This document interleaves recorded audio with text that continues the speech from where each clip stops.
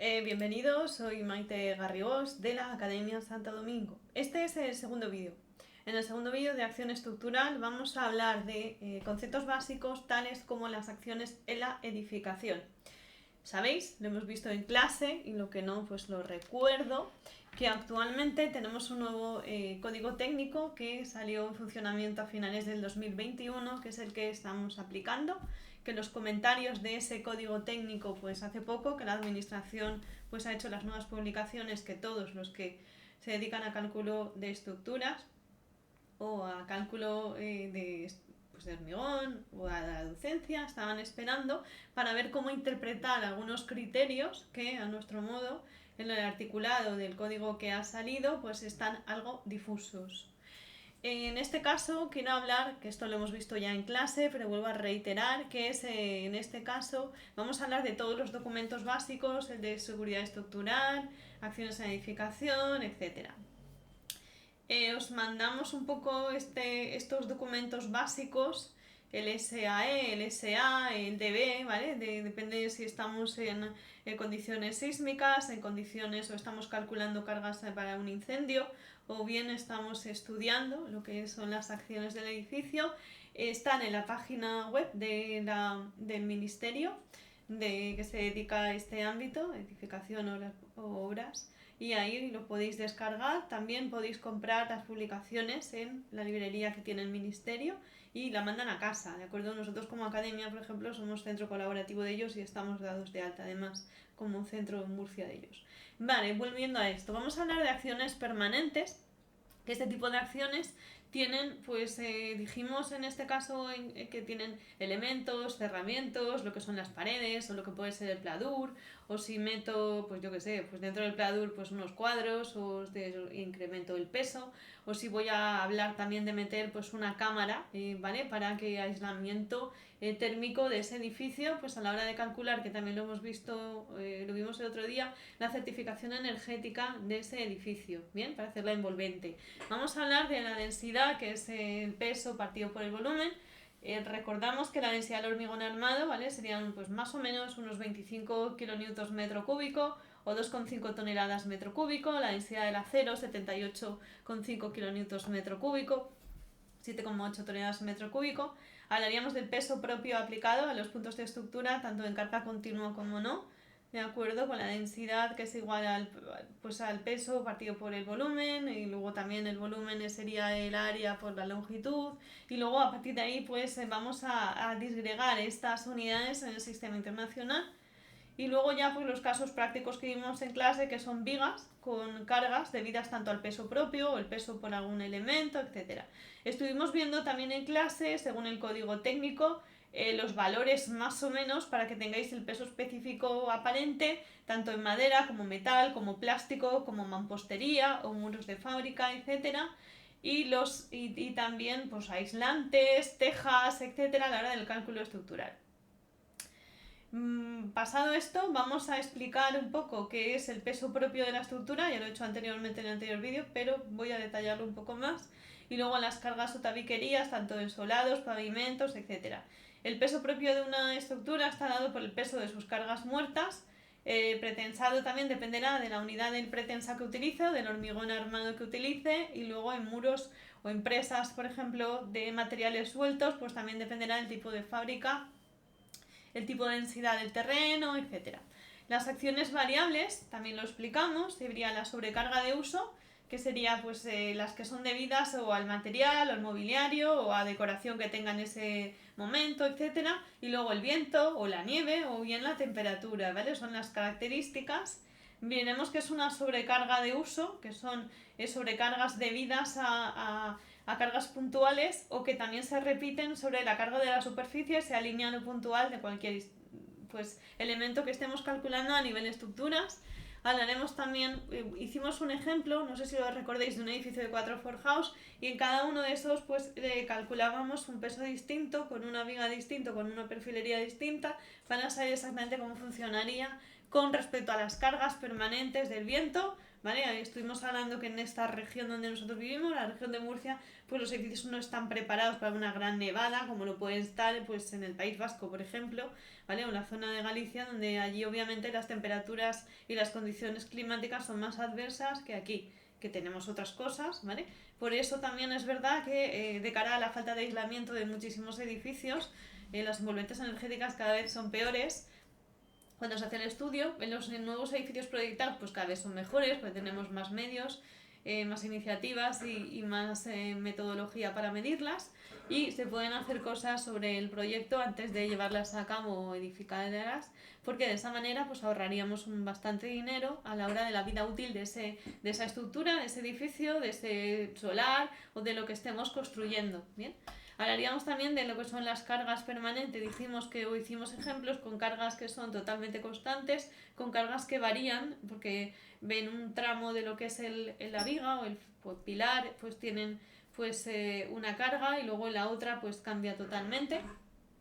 Hablaríamos también de cómo se hace la hipótesis de sobrecarga de uso, pues dependiendo un poco de si tenemos cargas puntuales, cargas distribuidas, si tenemos un voladizo, si tenemos un elemento arriostrado, etcétera, y cómo calcular cubiertas de edificios.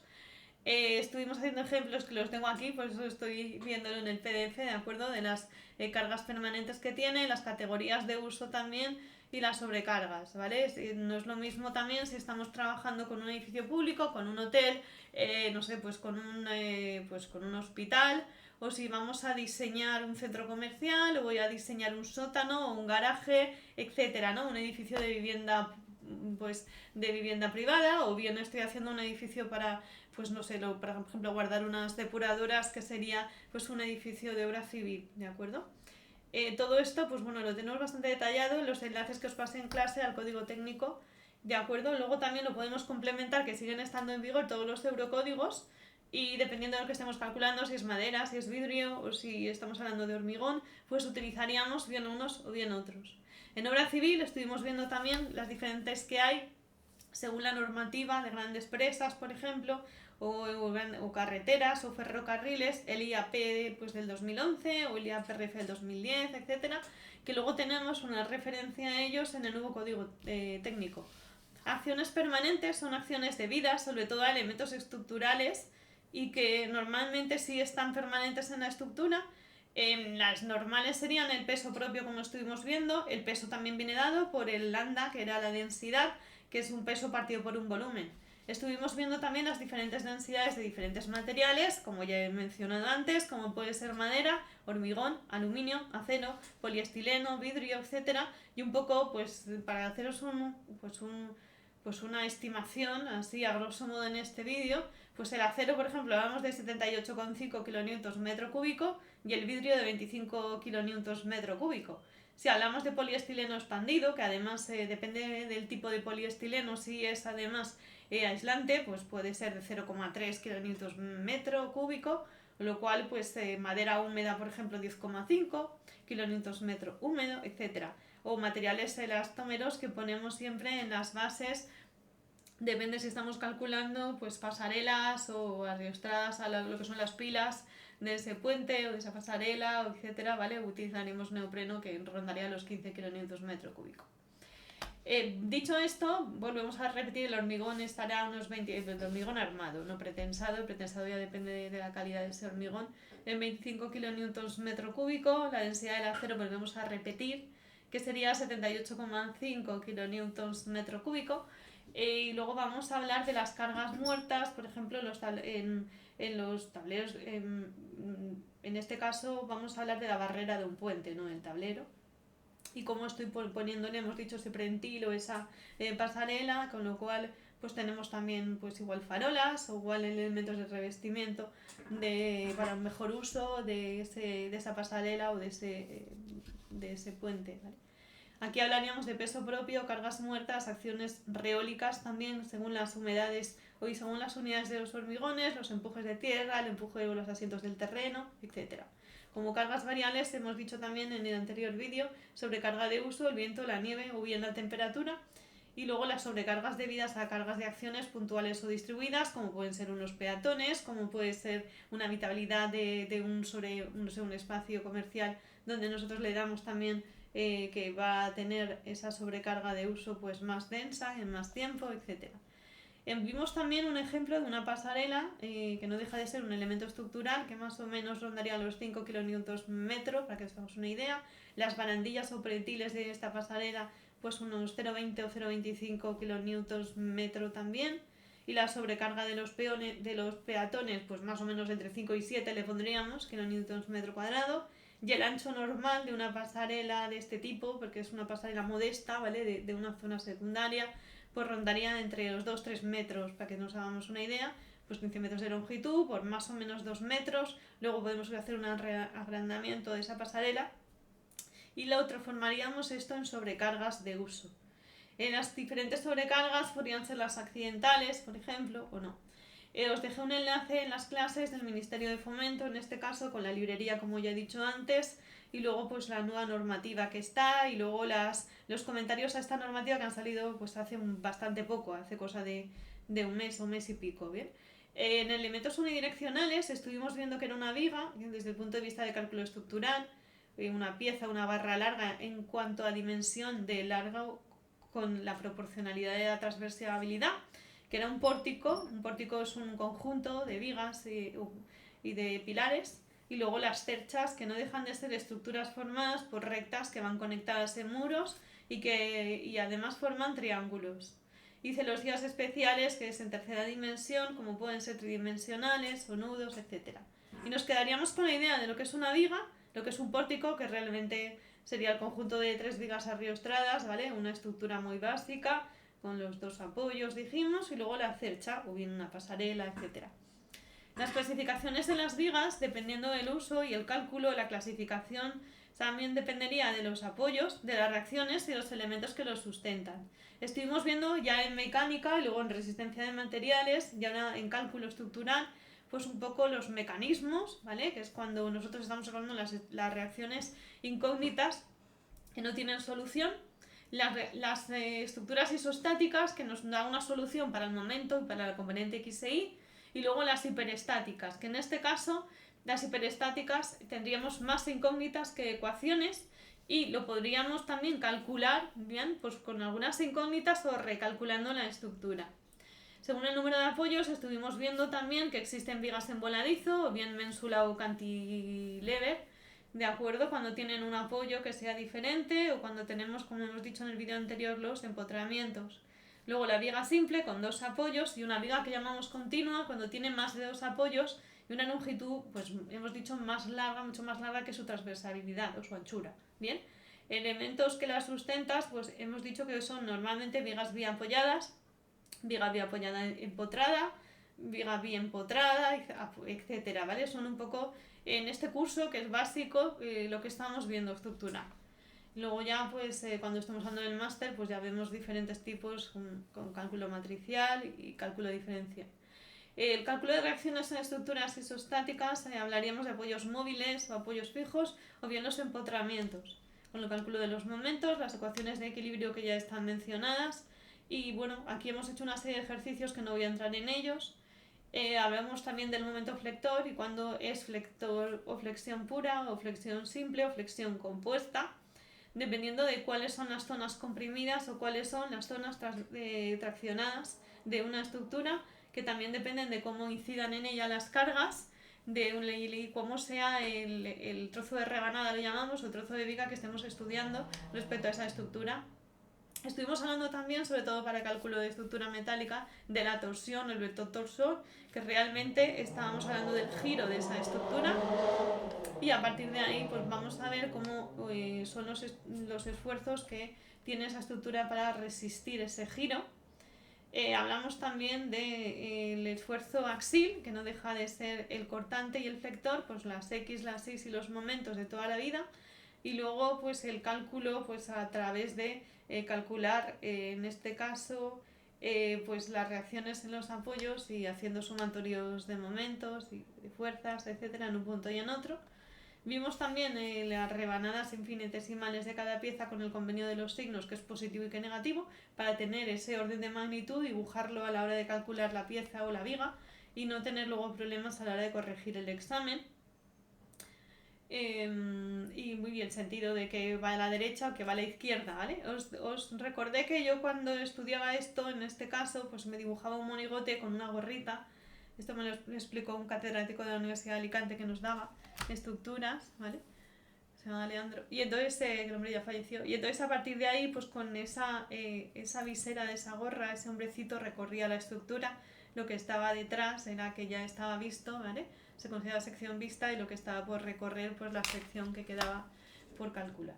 Vale, en este caso, bueno, estamos viendo también, hemos visto en clase cálculo en vigas o en longitudes inclinadas, diferenciales, triangulares, etc. Estuvimos viendo también el principio de superposición, que es la descomposición del problema lineal en varios más simples, el famoso de informática de divide y vencerás, donde nosotros cogemos trocitos de esas hipótesis, de esas vigas, y una vez que hemos estudiado el trocito a trocito con respecto a esa carga, hacemos lo que llamamos la superposición, es decir, la suma, imaginaros, de una carga distribuida con una puntual, o una triangular con una pues parabólica, por ejemplo, ¿vale?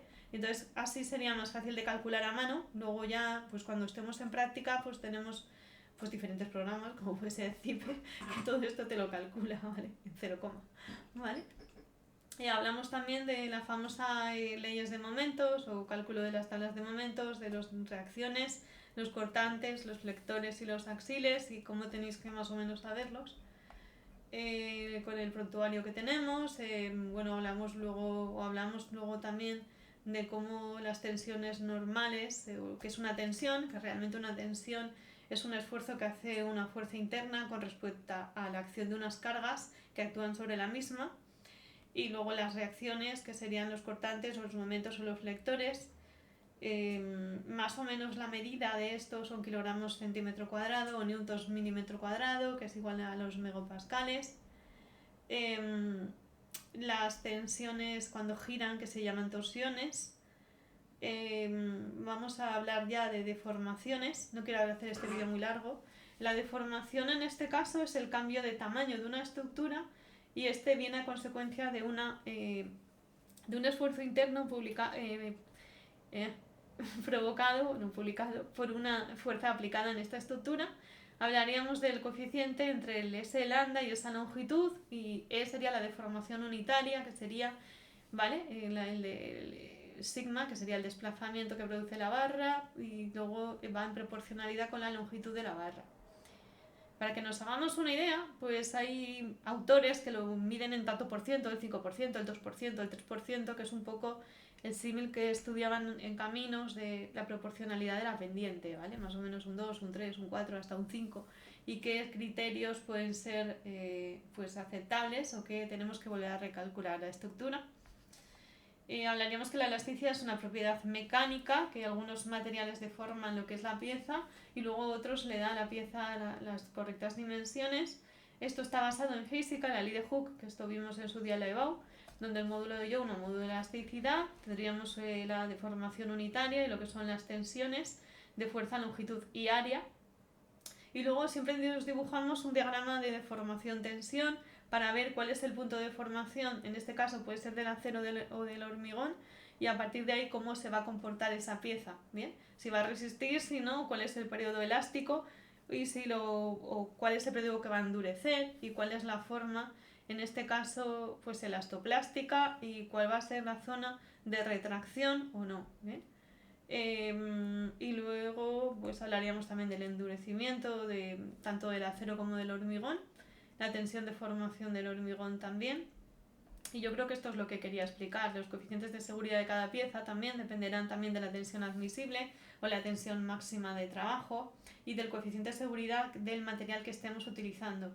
Por ejemplo, en acero utilizamos un coeficiente de seguridad 1,05, por ejemplo, y en el hormigón, ¿vale? Se usa también más o menos el mismo. El hormigón más o menos, 1,50. Es 1,05, o sea, le cambiamos el 5 por el C y 1,050. Esto ha sido modificado por el nuevo código técnico, ¿vale? Va más o menos en 1,35 en 1,05 y en 1,60. pero todo esto lo encontráis en la norma, ¿de acuerdo? Porque también dependerá del tipo de hormigón, para qué estamos utilizando, qué vamos a hacer, si es hormigón armado, pretensado, estamos postesando, pretesando, etcétera. Entonces, esto lleva para hacer otro vídeo, ¿bien? Estuvimos hablando también de los centros de gravedad y los centros de inercia, que son importantes a la hora del armado de las vigas o el cálculo, o si estamos haciendo alguna soldadura, alguna chapa, pues en alguna ménsula, etcétera. Estuvimos hablando de los diferentes perfiles y era pues eso, el IPN, que es el más conocido, con los módulos de inercia y el módulo de resistencia de cada sección, los HEBs, el ABC, etcétera, y luego a partir de ahí pues el cálculo de tensiones, como ya he mencionado, en cada una de las estructuras, ¿de acuerdo? Y de aquí, de este tema preliminar, que es lo que estamos utilizando para el cálculo de estructuras, mandé una evaluación de una serie de vigas y cómo se calculaban básicas las leyes de esfuerzos y cómo flectaban y cómo se movían, y luego una serie de secciones o perfiles que espero que me entreguen los ejercicios a tiempo. Bien, y luego mandé una pasarela también para calcular a nivel básico lo que son los esfuerzos y lo que es el peso del tablero, lo tengo por aquí hecho, lo estoy mirando, y cómo quedaría. Bien, pues con esto voy finalizado lo que es el resumen del cálculo estructural de cara a este examen que tenéis próximamente. Ya es un vídeo de casi 21 minutos, os deseo mucha suerte a todos, gracias por haber confiado en la Academia Santo Domingo, espero que os sirva de algo este repaso y nos vemos en breve, chao.